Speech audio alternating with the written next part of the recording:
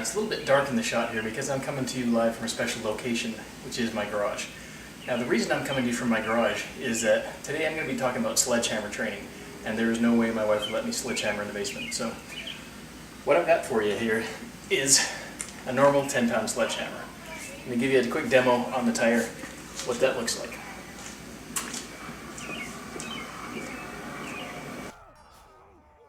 Yeah.